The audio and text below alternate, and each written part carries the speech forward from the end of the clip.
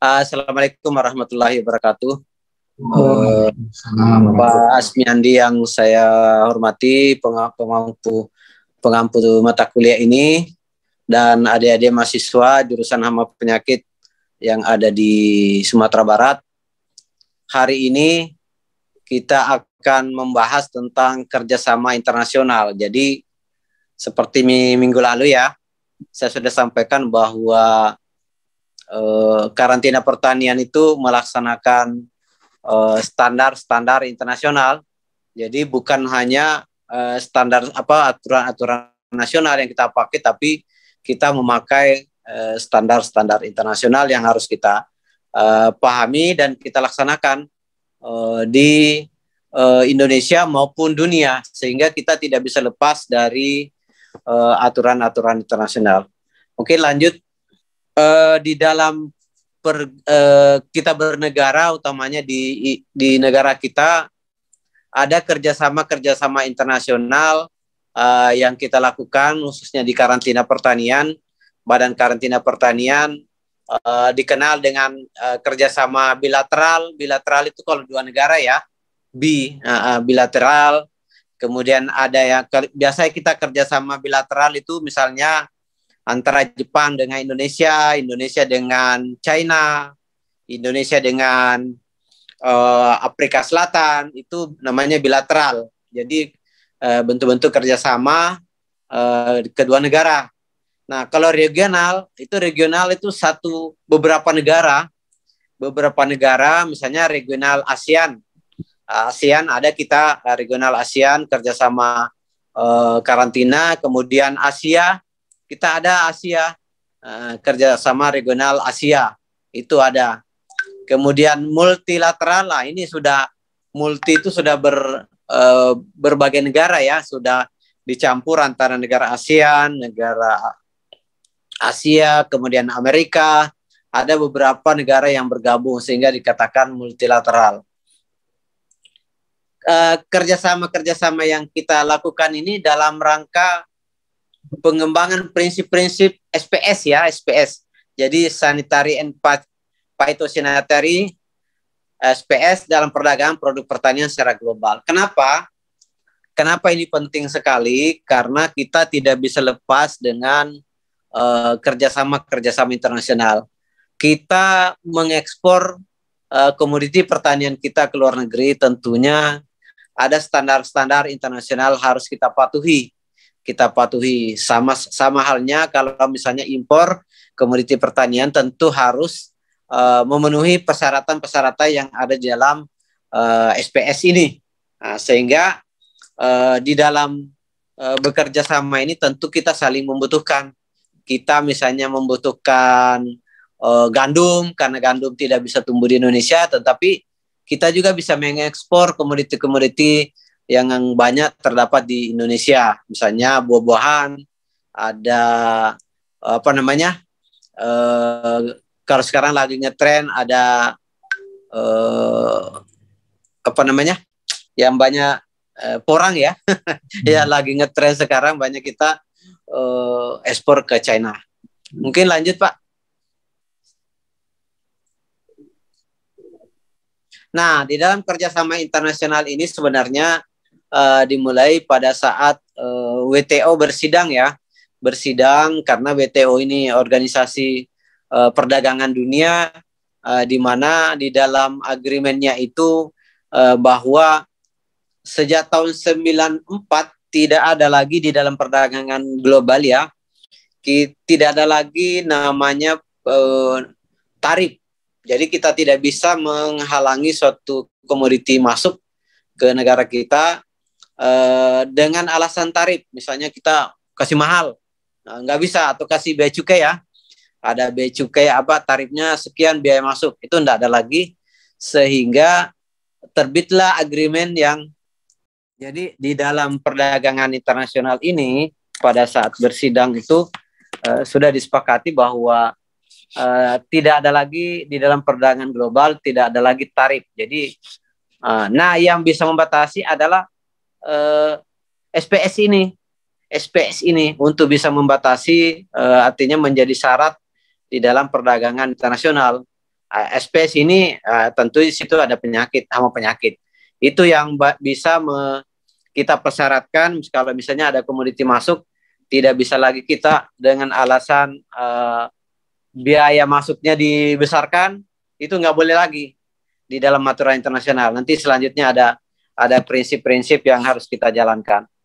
Kemudian kesepakatan ini menyangkut karantina tumbuhan. Jadi di dalam WTO itu ada namanya IPPC. IPPC ini Plant Protection Agreement. Jadi ini yang kalau kita Indonesia kan ya, ini organisasi perlindungan tanaman dunia. Jadi semua masuk ke dalam organisasi-organisasi perlindungan tanaman di dunia masuk di dalam IPPC ini. Inilah yang mengelola seluruh perlindungan grup-grup perlindungan tanaman seluruh dunia, seluruh negara. Kalau di Indonesia yang menjadi focal pointnya adalah Badan Karantina Pertanian, tentunya di karantina tumbuhan di tempat kami, sehingga kalau ada pertemuan-pertemuan internasional harus kita ikuti untuk bisa mengikuti perkembangan daripada perlindungan tanaman internasional. Mungkin lanjut. Ya, agreement ini di dalam SPS ini ada kesepakatan. SPS berlaku dan mengikat seluruh secara global. Jadi SPS ini mengikat seluruh negara yang menjadi anggota WTO. Kebetulan kita kan sudah menjadi anggota WTO ya. Dengan adanya Undang-Undang Nomor 794 kita sudah meratifikasi. Jadi kalau peraturan internasional itu kita meratifikasi dibuat dalam bentuk undang-undang. Nah, dengan kita meratifikasi undang-undang dengan adanya Undang-Undang Nomor 7, kita sudah harus mengikuti standar-standar internasional yang ada di WTO dan terkhusus yang ada di IPPC.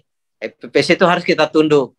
Peraturan-peraturan internasional harus kita tunduk. Nggak bisa lagi kita misalnya mengelak dengan aturan-aturan internasional itu. Kemudian kesepakatan SPS ini intinya merupakan kesepakatan menyangkut masalah kesehatan, tentunya kesehatan tumbuhan ya, dan perdagangan internasional. Karena juga di sini ada kesehatan manusia ya, ada di OIE. OIE untuk untuk kesehatan hewan, untuk tumbuhan ya, IPPC. Kemudian lanjut Pak Andi. Nah, di dalam ini SPS ini aspek-aspek kesehatan yang banyak dibahas, ditetapkan, sehingga ini baik untuk kesehatan manusia, hewan dan tumbuhan di dalam WTO ini sangat diperhatikan. Nah, ini apa? Berhubungan dengan impor ekspor tadi yang saya katakan. Jadi ekspor impor ini boleh dilakukan tentu dengan memenuhi standar-standar fitosanitari, mengikuti standar-standar kesehatan tumbuhan ya. Kalau di karantina tumbuhan, kalau hewan berarti ada kesehatan hewan. Kemudian aspek perdagangan internasional. Jadi di dalam kesepakatan SP menyatakan bahwa dalam usaha melindungi kesehatan manusia, hewan dan tumbuhan, anggota WTO tidak seharusnya menggunakan ketentuan itu tidak diperlukan. Jadi SPS ini dipakai untuk, jadi tidak bisa lagi SPS dipakai untuk untuk membatasi, tentu harus dengan ilmiah ya. Tidak bisa lagi kita mengada-ngada. Artinya kadang kita membuat aturan-aturan yang seharusnya bertentangan dengan aturan internasional. Misalnya kita memberlakukan dumping biasa yang katakan itu memberikan insentif ya, dumping, perlindungan terhadap komoditi-komoditi kita, sehingga itu tidak dibenarkan di dalam peraturan internasional. Di dalam perdagangan internasional kita terbuka, kita harus membuka kepada dunia bahwa Indonesia mempunyai komoditi ini, penyakitnya ini, hamanya ini, semuanya harus kita buka. Semuanya harus kita buka, tidak bisa lagi kita misalnya menyembunyikan. Lanjut. Nah, di dalam SPS ini, oh tadi saya belum sampaikan ya, kalau WTO ini pusatnya di Jenewa, Swiss ya. Pusatnya di Swiss, Jenewa, sehingga kita dengan pandemi ini kita hanya bisa bersidang. Kalau ada sidang-sidang SPS itu bersidang secara online, karena tidak dengan adanya pandemi kita tidak kegiatan-kegiatan internasional kita ikuti secara daring. Sebelumnya gimana Pak Rahman? Sebelumnya ya di Jenewa, selalu sidangnya di Jenewa, Inggris, Swiss. Tiap berapa kali itu dalam setahun? Setiap tahun ada sidangnya. Nah, tahun ini bulan tanggal 20 berapa ini? Di November ini ada sidang, tapi dilakukan di Bangkok. Ada teman kita satu orang yang kita utus ke sana, dan itu dibiayai oleh IPPC. Jadi mempunyai biaya untuk menyelenggarakan, kemudian dibiayai satu orang untuk bisa ikut di dalam sidang itu. Nanti di Bangkok. Kemudian di dalam SPS Komite, jadi ada juga SPS Komite, semua anggota dapat berpartisipasi. Jadi termasuk Indonesia. Kalau kita bisa mengusulkan standar-standar, kita usulkan, kemudian dibahas di tingkat sidang-sidang IPPC untuk bisa ditetapkan. Jadi bukan hanya kita sebagai pengguna, tapi kita juga berhak untuk bisa mengusulkan misalnya peraturan-peraturan. Sama saja misalnya ada peraturan yang diajukan oleh suatu negara, kemudian kita bahas bersama-sama apakah ada komplain atau ada yang, kalau peraturan itu ditetapkan, peraturan internasional itu ditetapkan, bisa memberikan dampak negatif bagi Indonesia. Sehingga di dalam forum itu sering kita melakukan diskusi-diskusi untuk menyamakan persepsi dan memberikan masukan bahwa hal-hal tersebut tidak berlaku misalnya bagi Indonesia. Harus kita melakukan perbaikan sehingga itu bisa nanti pada saat ditetapkan bisa berlaku untuk seluruh Indonesia, seluruh negara-negara anggota IPPC. Oke, lanjut. Nah, di dalam agreement ini ada hak dan kewajiban. Jadi di dalam SPS ini sebagai anggota dari IPPC, ini hak dan kewajibannya ada. Ini kita masuk di WTO ya, WTO itu masuk di IPPC. Jadi anggota-anggotanya ini mempunyai hak untuk menjalankan ketentuan SPS ini. Jadi kita mempunyai hak. Kemudian kita juga mempunyai hak untuk melindungi kehidupan atau kesehatan manusia, hewan, dan tumbuhan di negara kita. Nah, jadi kita mempunyai kedaulatan untuk bisa melindungi pertanian kita di Indonesia. Makanya kita ada misalnya perjanjian internasional yang mewajibkan, misalnya ada pemeriksaan nanti di dalam SPM yang sudah ditetapkan, sudah ada standar-standar yang kita acu, yang kita laksanakan sehingga bisa melindungi pertanian Indonesia. Sama sebagai contoh Pak Andi, ini kita ada aturan bahwa buah-buah yang masuk ke Indonesia harus melalui menggunakan cold treatment. Jadi cold treatment atau container pressure itu sudah kita sepakati di peraturan-peraturan internasional sehingga itu bisa diterima oleh negara luar. Kita tidak bisa menetapkan suatu aturan kemudian negara luar tidak bisa tidak bisa melaksanakan, misalnya kalau dia mengirim komoditas pertaniannya ke Indonesia. Kita banyak dikomplain kalau seperti itu. Nah, kalau kita ada aturan-aturan yang kita buat, kita harus mengirim. Namanya kita notifikasi ke IPPC, kemudian IPPC dikirim ke seluruh anggota bahwa Indonesia membuat aturan seperti ini. Kemarin beberapa waktu yang lalu kita membuat aturan bahwa buah-buahan itu harus kita batasi tempat pemasukannya. Tidak bisa semua pelabuhan harus bisa masuk. Itu kita kirim untuk bisa dilihat oleh semua negara anggota WTO yang tergabung di dalam IPPC. Kemudian anggota akan menjamin bahwa ketentuan sanitari dan fitosanitari diterapkan hanya untuk kepentingan menjaga kehidupan atau kesehatan manusia, hewan, atau tumbuhan. Itu berdasarkan kaidah-kaidah ilmiah. Jadi harus kita ilmiah, tidak bisa kita mengada-ngada ya. Kemudian anggota menjamin tidak menerapkan ketentuan sanitari dan fitosanitari secara sewenang-wenang atau melakukan diskriminasi antar anggota apabila kondisi yang sama terpenuhi. Jadi begini, tidak bisa misalnya kita perlakukan misalnya Jepang seperti ini, Korea seperti yang berbeda, harus sama perlakuannya, nggak bisa kita berlakukan berbeda. Jadi aturan kita harus sama, memperlakukan sama, tidak boleh diskriminasi. Kemudian ketentuan fitosanitari dan fitosanitari sesuai dengan persyaratan relevan dalam kesepakatannya akan dijalankan sesuai dengan kewajiban anggota. Jadi ketentuan-ketentuan ini harus dijalankan, persyaratan-persyaratan itu harus dijalankan oleh semua anggota. Mungkin lanjut. Nah, di dalam SPS ini ada prinsip-prinsip yang harus kita jalankan.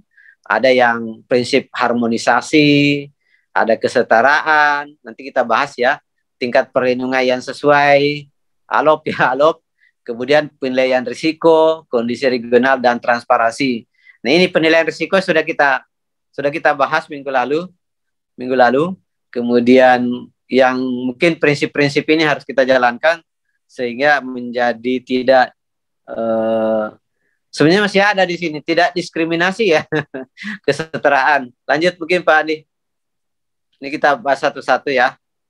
Nah, harmonisasi. Jadi anggota WTO berhak menetapkan ketentuan SP untuk negara masing-masing dengan mengacu pada kesetaraan dan persyaratan yang ada pada SPS, kesepakatan SPS. Dan menetapkan SPS WTO diharapkan berpedoman pada standar internasional. Jadi harmonisasi artinya itu tadi, kalau kita menetapkan aturan-aturan di dalam negeri, harus kita melihat aturan-aturan internasional, harus harmonis ya, harmonisasi. Nah, untuk kesehatan tumbuhan harus kita mengacu kepada IPPC.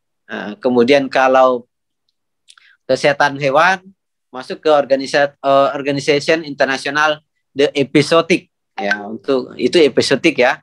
Kemudian kodeks ini untuk keamanan pangan, Kodeks Alimentaries Commission itu untuk masalah keamanan pangan, misalnya cemaran logam berat, cemaran mikroba, itu diatur di dalam kodeks ini.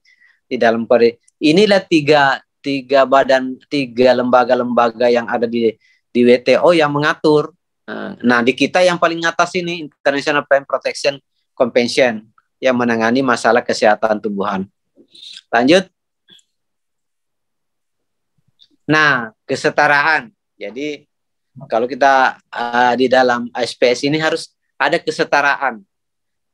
Jadi kita juga bisa menetapkan misalnya suatu perlindungan, suatu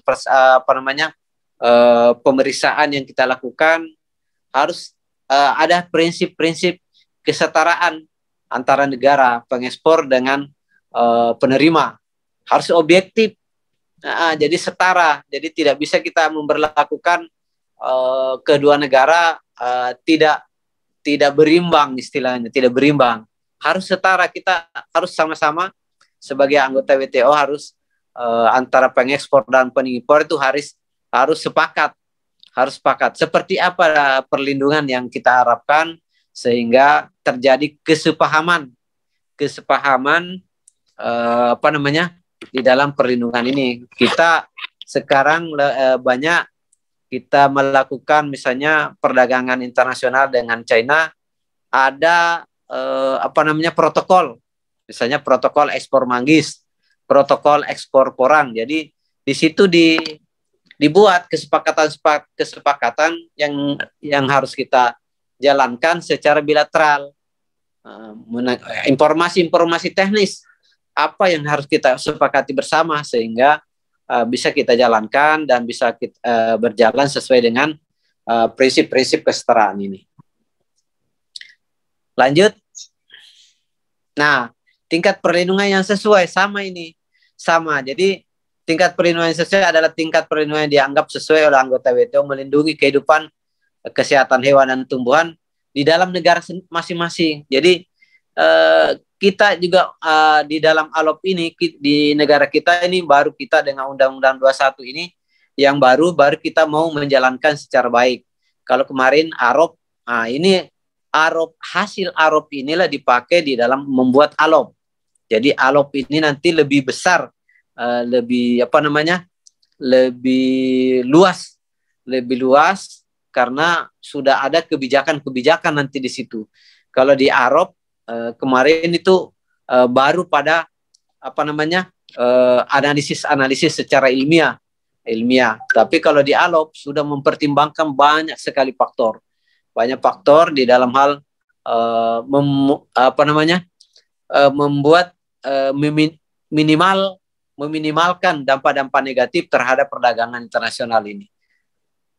Oke, lanjut. Nah, ini penilaian risiko. Ini sudah ya, kalau kemarin kita sudah membahas khusus ini AROP ya. Penilaian risiko ini kita melakukan penilaian terhadap komoditi pertanian yang pertama kali masuk ke Indonesia. Oke, lanjut. Nah, memang di dalam kesepakatan anggota menyesuaikan dengan ketentuan SPS dengan kondisi regional. Jadi kita mengenal juga ASEAN ya, regional ASEAN. Tentunya kita membuat konsep-konsep bagaimana pengendalian tumbuhan yang ada di negara ASEAN. Karena kita merasa satu rumpun, satu kawasan sehingga bisa kita membuat misalnya daftar OPTK ASEAN, itu ada. Ini sedang dirintis, sedang kita bangun bagaimana kita membuat pass list yang bisa kita pakai di regional, misalnya di regional ASEAN, negara-negara ASEAN antara Indonesia, Malaysia, kemudian Filipina, Thailand, Singapura, bisa kita pakai untuk dipakai bersama-sama sehingga nanti ini menjadi menjadi concern di dalam konsep-konsep perdagangan bebas, konsep area bebas yang harus kita lakukan di negara ASEAN. Mungkin lanjut.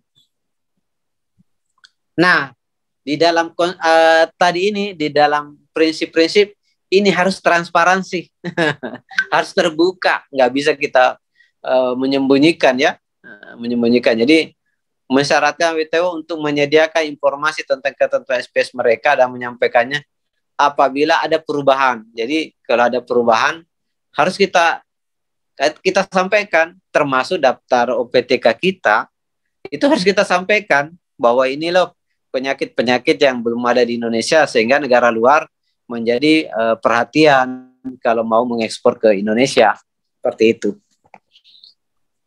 Kemudian lanjut.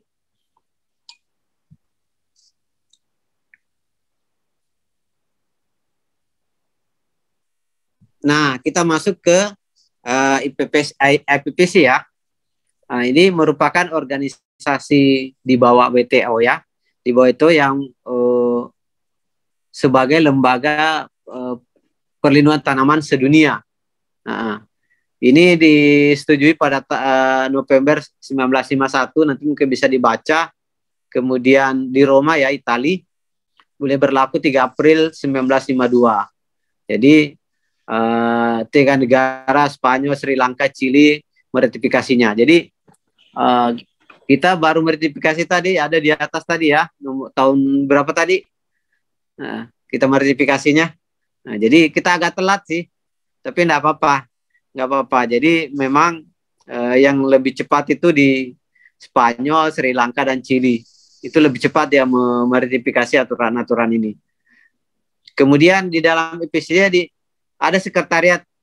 Di dalam sekretariat IPPC ini catatkan di dalam PBB ya, pada tanggal 29 November 1952 dengan nomor 1963, dijalankan oleh Commission on Phytosanitary Measure. Jadi ada CPM namanya, Komisi on Phytosanitary Measure.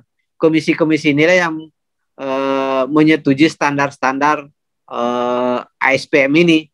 Jadi standar-standar yang bersidang kemudian melakukan mengesahkan peraturan-peraturan karantina tumbuhan dunia.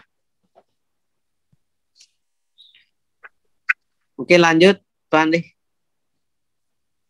Jadi tujuan IPPC ini untuk mengkoordinasikan kegiatan pencegahan masuk dan tersebarnya organisme pengganggu tumbuhan karantina ke dan antar negara dan mempromosikan metode yang sesuai untuk pengendaliannya. Jadi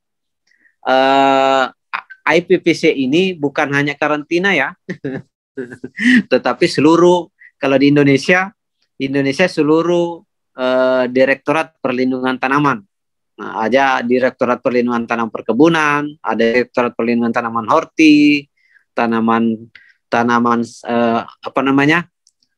pangan, itu masuk semua di dalam IPPC ini. Kalau di Indonesia kita kenal namanya NPPO ya. Jadi ada NPPO, nanti NPPO itu National Plant Protection Organization. Jadi NPPO kita di Indonesia itu Badan Karantina Pertanian yang menghimpun seluruh lembaga perlindungan tanaman lembaga perlindungan tanaman untuk bisa melakukan mengikuti perkembangan di peraturan internasional. Sebentar Pak Andi, ini nanti habis baterai. Ya.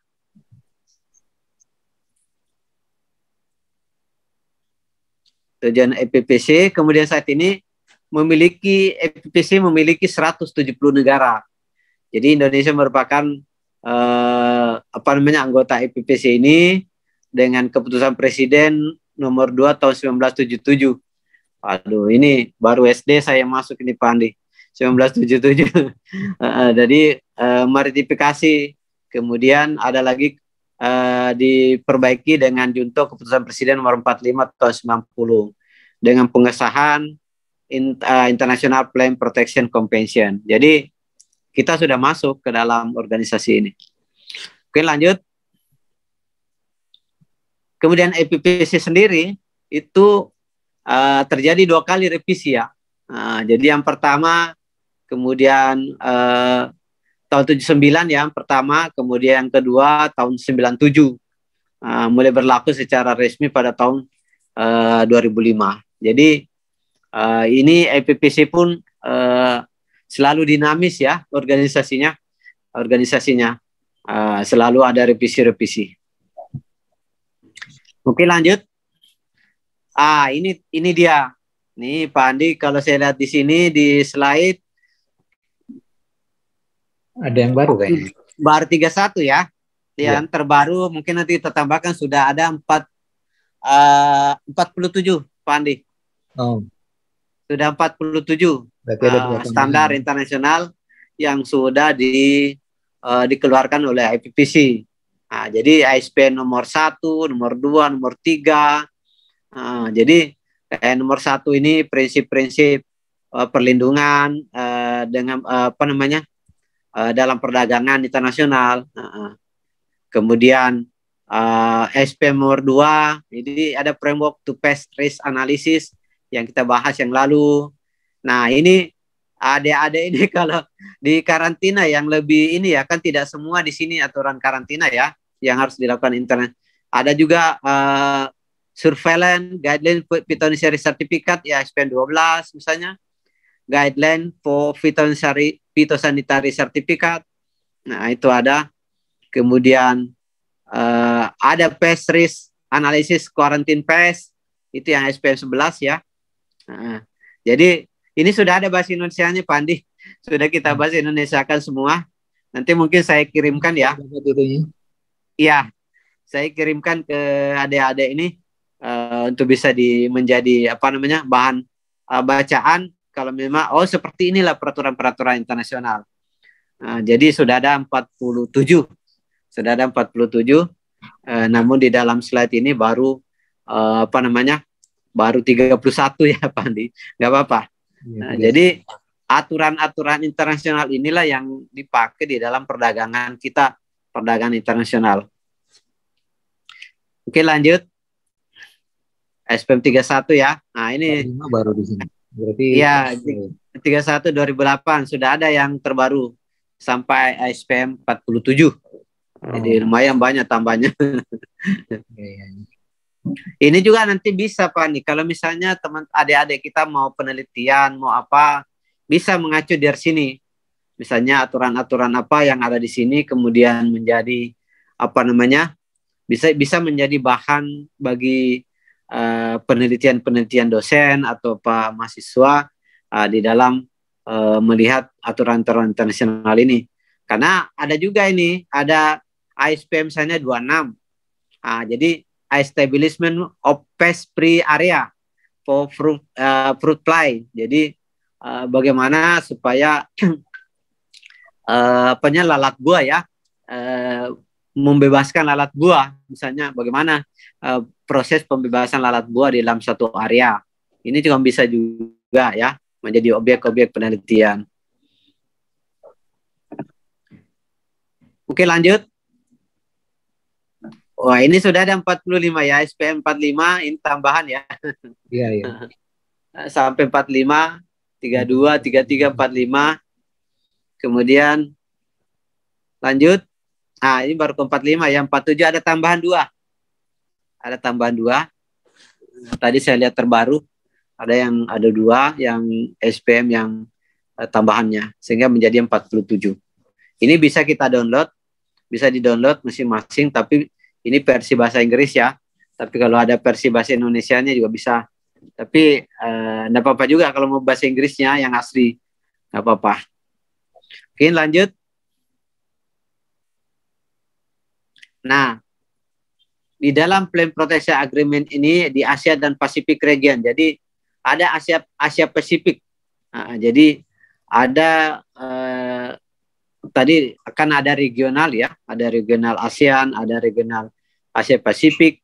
Ini pada bulan April 1954 Inggris mengusulkan kepada FAO agar mengusahakan adanya persetujuan tambahan sesuai dengan persetujuan IPPC.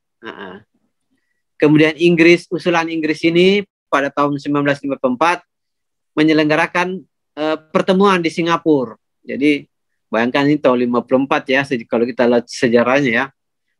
Pertemuan di Singapura dihadiri oleh 10 negara. Ini secara aklamasi pembentukan tadi ada pembentukan di Asia Afrika, Asia Pasifik region. Jadi ada ini nanti biasanya yang kalau ini bersidang ini Asia Pasifik tuh biasanya di Bangkok. Di Bangkok anunya ya, sekretariatnya ada di Bangkok. Kemudian dalam pertemuan itu mengusulkan rancangan diajukannya FAO untuk disetujui. Jadi ada beberapa rumusan-rumusan untuk bisa disetujui dan dapat diterima oleh semua pemerintah yang ada di wilayah Asia Tenggara dan Pasifik. Jadi di Asia Tenggara dan Pasifik supaya bisa ada kesamaan-kesamaan di dalam melakukan tindakan-tindakan perlindungan tanaman. Mungkin lanjut ya. Jadi setelah disempurnakan di sekretariat FAO, rancangan tersebut diajukan ke konsil, FA konsil, dan disetujui pada sidang ke-23 tahun 1955. Jadi itu tadi ada persetujuan yang ada di Asia Pasifik. Asia Pasifik ini diajukan ke sidang-sidang WTO yang lebih tinggi ya untuk bisa disetujui. Nah, perjanjian Plan Protection Agreement ini di South Asia dan Pasifik berlaku pada tanggal 2 Juli 1956 setelah 3 negara menandatangani. Jadi ada 3 negara, pemerintah negara Asia Tenggara dan Pasifik yang bukan penandatangan dapat menjadi peserta dengan pernyataan. Jadi pertamanya ada 3 negara, tapi kita harus masuk ke situ. Mau tidak mau harus kita, kalau kita ingin mengikuti perkembangan pasar internasional, harus kita bergabung di dalam organisasi-organisasi perlindungan tanaman, baik yang IPPC yang berlokasi di Jenewa, Swiss ya, Swiss, maupun di organisasi di Plan Protection Agreement yang ada di Asia Pasifik, South East Asia dan Pasifik ya, regional Asia Pasifik. Lanjut. Apa tujuannya? Tujuannya Asia Pasifik ini untuk sebagai lembaga konsultasi, dilakukan mungkin konsultasi antar pemerintah, tindakan-tindakan yang dilakukan, misalnya ini juga bersidang secara berkala untuk mengevaluasi bagaimana tindakan-tindakan perlindungan tanaman setiap negara. Jadi kecenderungannya ini biasanya terbentuk karena ada kesamaan wilayah atau pandangan terhadap perlindungan tanaman yang di negara masing-masing. Nah, kemudian Asia Pasifik ini juga ada Plan Protection Committee. Jadi ada komitenya juga yang sama tadi yang di pusat ya. Itu juga ada komitenya. Komite itu kalau kita silakan itu panitianya lah yang selalu sekretariatnya ya. Sekretariatnya yang selalu mengupdate peraturan-peraturan internasional untuk bisa disampaikan kepada seluruh negara. Nah ini kalau di Asia Pasifik ini bersidang sekurang-kurangnya 2 tahun sekali. Jadi bisa setahun sekali sekurang-kurangnya bersidang 2 tahun sekali. Untuk keperluan meninjau adanya penyebaran UPT. Jadi kalau kita bersidang kita sampaikan bahwa di Indonesia sudah ada UPT-nya ini, tapi artinya kita menyampaikan keberadaan organisme pengganggu tumbuhan yang ada di negara kita. Karena itu menjadi concern, karena bisa saja begini, bisa saja kita mempunyai OPT, artinya sudah tergolong serangga yang biasa, tetapi di negara lain dianggapnya sebagai hal OPT yang sangat berbahaya. Contohnya adalah nematoda sistak kuning, kemudian nematoda yang pada umbi-umbian ini, pada jahe-jahean ya. Kita tidak bisa ngekspor ke Jepang karena ada nematoda Rhodopulus. Kenapa saya lupa? Rhodopulus similis, Pak Andi. Rhodopulus similis. Dan itu kan sudah banyak di Indonesia. Banyak kita, ada di pisang, ada di utamanya yang menyerang pada umbi ya, atau umbi-umbian kita, di jahe ada. Itu kita tidak jadi masalah, tapi Jepang ternyata mempermasalahkan, tidak boleh ada Rhodopulus similis. Rhodopulus similis masuk, makanya sampai sekarang kita mau ekspor tanaman hias kita ke Jepang masih terhambat karena harus bebas Rhodopulus similis itu. Waduh, ini memang harus kita menjadi concern. Sama halnya di negara sana juga, kalau ada misalnya penyakitnya atau hamanya atau bakteri atau virus yang di sana banyak, tapi banyak di negara sana dia sudah menganggap biasa, tapi di Indonesia belum ada. Ya, menjadi concern kita. Itu kita tetapkan juga sebagai OPT yang harus kita lindungi, jangan masuk ke Indonesia. Kemudian yang kedua, menganjurkan usaha bersama dalam mengatur pemasukan tumbuhan dari luar wilayah untuk mencegah masuk dan tersebarnya OPT. Jadi komite tadi itu mengatur perdagangan ya, mengatur pemasukannya seperti apa. Kalau di ASEAN ada yang khusus mengatur bagaimana pemasukan benih-benih tanaman antar negara, itu diatur. Dan sampai sekarang juga diatur. Kalau di tingkat ASEAN kita mengatur namanya IPTO ya, IPTO, jadi elektronik sertifikat. Jadi kita tidak ini lagi mengirim sertifikat secara manual. Jadi langsung di aplikasi kita langsung bisa diakses di negara tujuan. Sampai saat ini kita sudah punya dengan Belanda, dengan New Zealand, kita tidak perlu lagi kirim kartu sertifikat hard copy-nya, tidak perlu, tapi langsung terhubung dengan aplikasi kita, sudah langsung sampai ke Belanda. Kemudian ketiga, membahas hal-hal yang memerlukan kerjasama regional dan tindakan-tindakan perlindungan tumbuhan yang memerlukan bantuan negara lain sesuai dengan kesepakatan. Jadi ini juga di dalam EPPC ini juga membantu ada negara-negara yang memberikan bantuan. Seperti besok ini di hari Jumat ada KB online ini yang ada di Singapura. Kita dilatih oleh KB ini untuk bisa melakukan pest risk analysis sehingga menambah pengetahuan kita, menambah kemampuan kita dalam melakukan analisis risiko. Kemudian banyak lagi bantuan-bantuan dari negara-negara luar, seperti dari kita ada tawaran juga dari Korea Selatan untuk bisa melakukan pemantauan OPT di Indonesia. Oke, lanjut.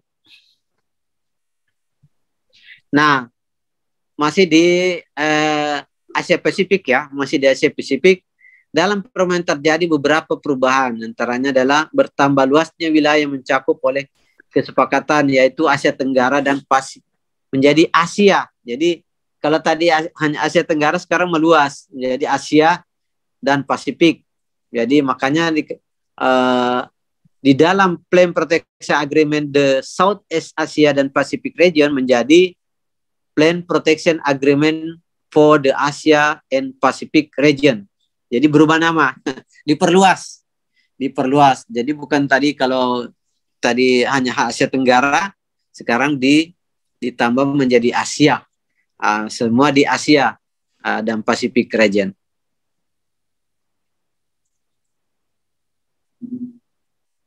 Ya, itu mungkin Pak Andi, mudah-mudahan bisa adik-adik bisa bertanya atau bagaimana pengetahuannya.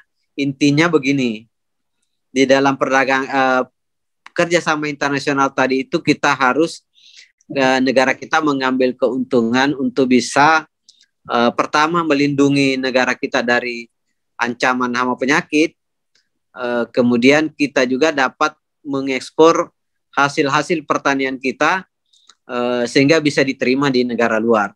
Jadi kita mengetahui kalau standar-standar internasional seperti apa sih Jepang, seperti apa sih Korea, seperti apa sih di Amerika, seperti apa di Eropa. Kita punya standar-standarnya, kita tahu. Karena itu tadi prinsip-prinsip transparansi, harus kita aturan-aturan internasional itu dikirim ke kami, dikirim ke karantina Indonesia sehingga kita tahu. Tidak bisa disembunyikan. Misalnya kita kirim ke sana tiba-tiba ada aturannya diberlakukan sepihak. Itu nggak boleh. Nggak boleh, harus transparansi. Mungkin itu, Pak Andi. Iya, makasih Pak Rahman. Ya. Ini ada sedikit saya mau tanyakan ini. Ya. Tentang penggunaan metode. Metode sekarang kan ada yang disebut dengan barcode ya. Ya. Ya, untuk apa namanya genetik dan sebagainya. Itu sudah menggunakan sistem barcode. Nah, apakah itu juga sudah diadopsi di karantina atau gimana? Kalau kita di karantina sedang kita kembangkan tadi ini sistem barcode ini untuk komoditi atau ini ya? Apa namanya? Untuk sertifikat ya? Ya, bisa komoditinya mungkin atau apanya? Bisa untuk komoditi sedang kita kembangkan karena memang sudah banyak negara yang memberlakukan, seperti kalau beberapa negara Amerika misalnya pada saat minum kopi yang peminum kopi itu sudah tahu bahwa kopi yang diminum itu berasal dari mana, sudah ada. Itulah nanti itu yang menjadi lagi ngetren sekarang ya di dalam perdagangan internasional. Negara-negara sudah memasarkan komoditinya dengan prinsip-prinsip traceability-nya tadi. Traceability-nya, jadi adanya barcode, kemudian kita bisa dengan HP kita barcode-nya di scan, kemudian kita tahu, oh ternyata kita minum kopi ini dari Tanah Toraja ya, sumbernya Tanah Toraja misalnya, kan terkenal sekali tuh di luar negeri. Kopi-kopi kita ada kopi dari Sumatera Barat kayaknya ada juga. Kemudian dari Jambi ada, dari Lampung juga ada. Itu menjadi karena setiap daerah itu punya ciri khas, punya apa namanya, cita rasa yang berbeda ya. Itu yang. Nah, kita sudah adopsi itu Pak Andi. Kita sudah adopt dan sudah kita sementara membangun aplikasinya sehingga nanti ke depan kalau negara-negara luar membutuhkan itu sudah tidak jadi menjadi masalah. Ya. Iya. Ada yang mau bertanya? Silakan. Ini ada yang mau bertanya. Silakan. Izin bertanya, ada terdengar? Yuk. Baik Pak, perkenalkan nama Ilham Wibowo. Baik, ingin bertanya tentang kerjasama internasional mengenai topik kuliah pertemuan 8 ini. Yaitu pertanyaan pertama, mungkin dari pengalaman Bapak sendiri, apakah ada negara yang badan karantinanya melakukan yang terbaik lah menurut pandangan Bapak pribadi selama Bapak bertugas sebagai di pusat karantina Indonesia yang menjadi acuan Bapak? Itu yang kedua, pada prinsip tadi kan ada harmonisasi, kesetaraan, dan tingkat perlindungan yang sesuai. Pada tingkat perlindungan yang sesuai itu, apakah saat kita mengekspor barang tersebut kan kita menyesuaikan dengan syarat-syarat negara tersebut? Misal negara Jepang ini ada syaratnya.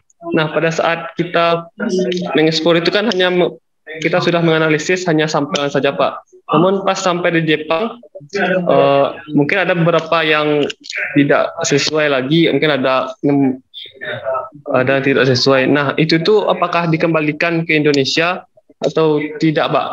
Kalau karena memeriksanya kan di saatnya sampai Pak. Mungkin itu Pak.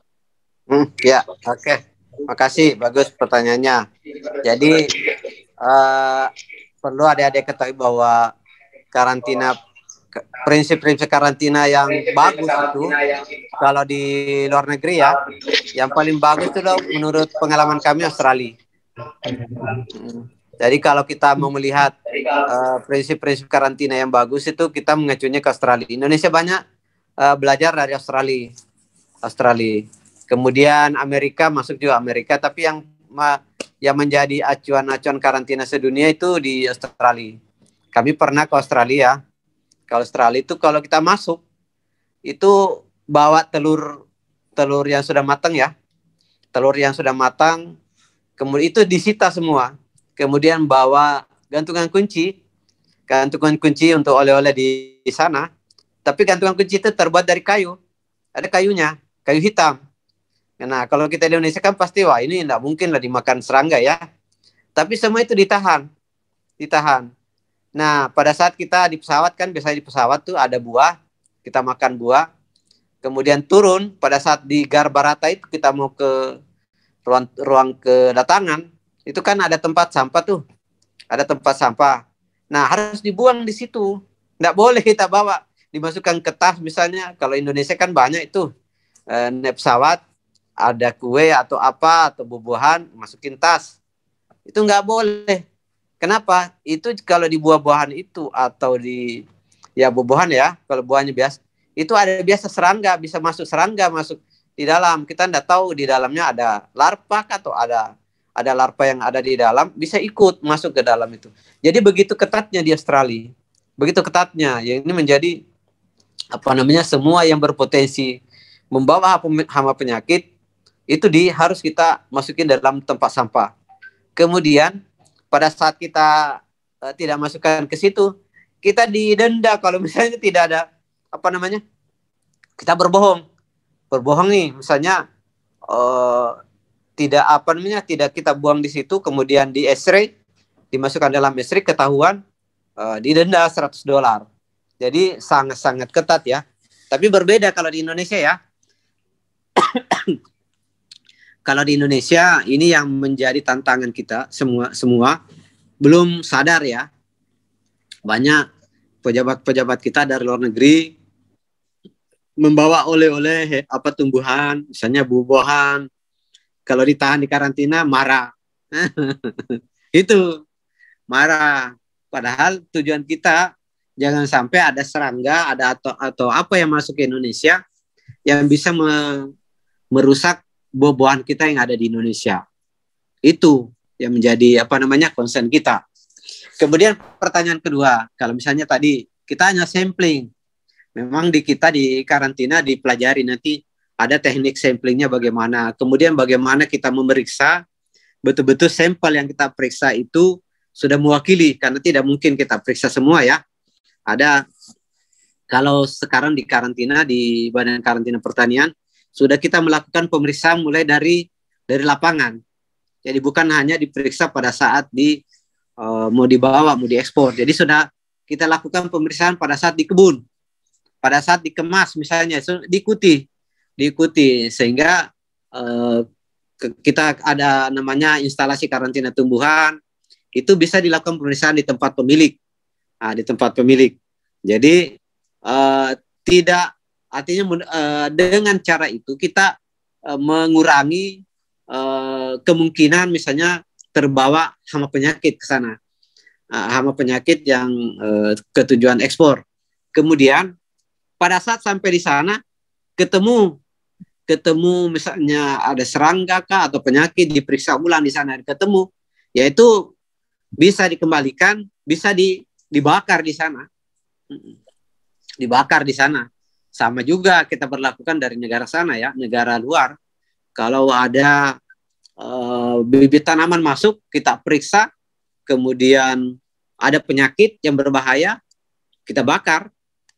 Tapi itu tadi sudah ada pemeriksaan dari negara sana, tapi kita tidak bisa mempercayai 100% apa namanya hasil pengujian mereka, karena mereka juga akan melakukan sampling, sehingga pada saat masuk ke Indonesia kita harus melakukan pemeriksaan ulang.